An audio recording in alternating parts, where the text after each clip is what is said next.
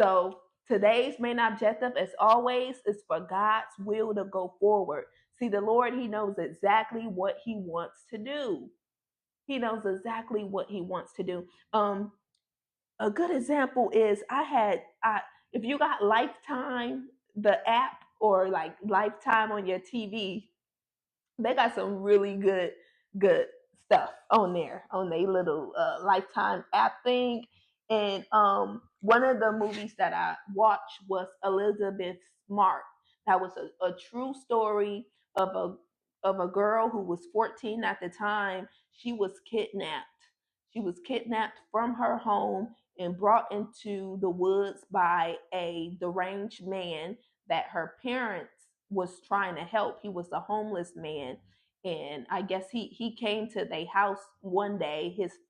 Her father was trying to help him, but he ended up coming back and kidnapping her and bringing her into the woods. And he obviously was mentally ill, and he thought it was God's will for him to kidnap her, and she was to be his wife, and all of that craziness. And it really just showed what happened to her when she was in his presence.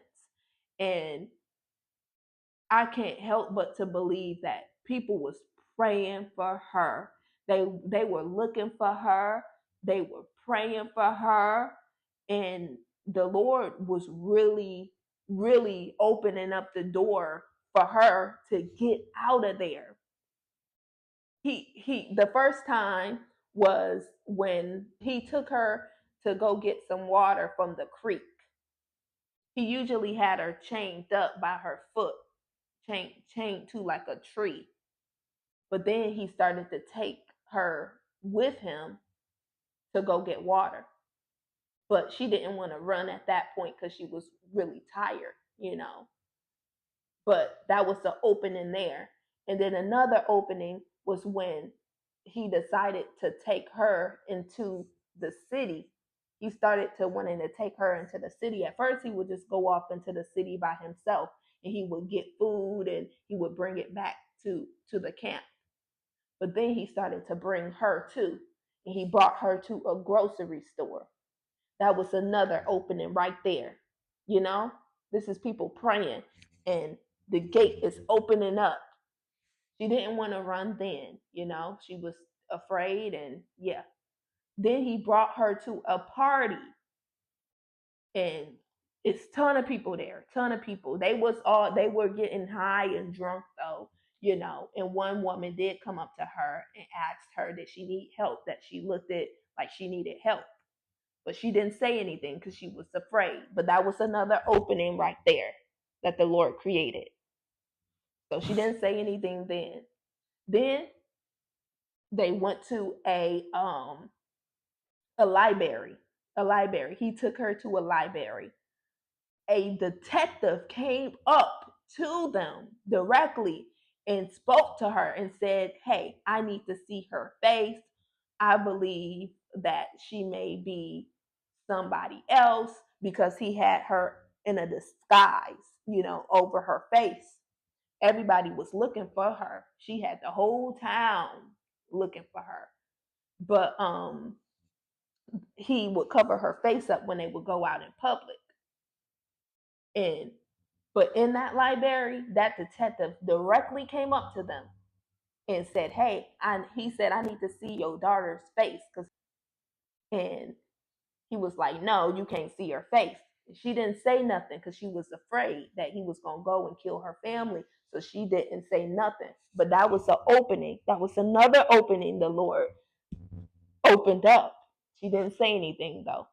And then he took her to California, and they was off in the desert. And he left her with another woman.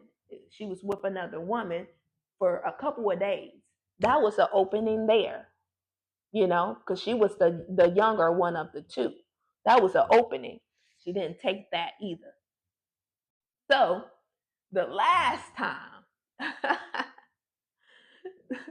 they went back to Utah, and they were in a grocery store, And when they came out, the cops came and surrounded the door because they felt like something was going on. He's with this girl who's covered up, obviously has like a mask on, and the cops directly came to her that time and asked her, "Who are you? Who are you?"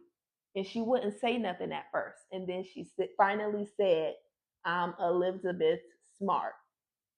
And then they took her and got her help, medical help, and she got to see her family and everything. So that's what the will of the Lord can do. You feel me? That's what he can do. That's a clear description of how the Lord can work. His will, it just opens up an opening for people. It is up to us if we take it or not. But he didn't. You know, all those times she was afraid. She was 14 years old. She believed that what everything that he was telling her. He was saying that he was gonna kill her family. He came and he got her just like that easy in the night. What would it be if he did came back and killed everybody else? you know so she was afraid.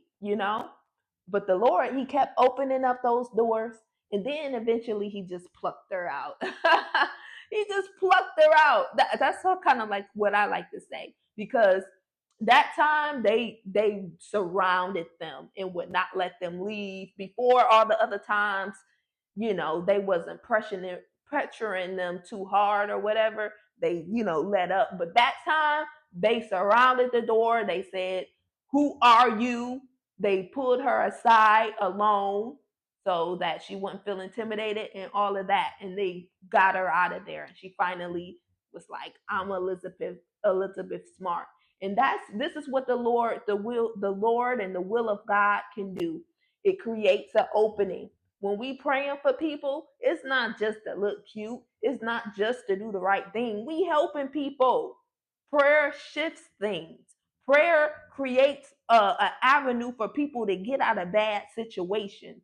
Prayer allows for God's will to go on earth as it is in heaven.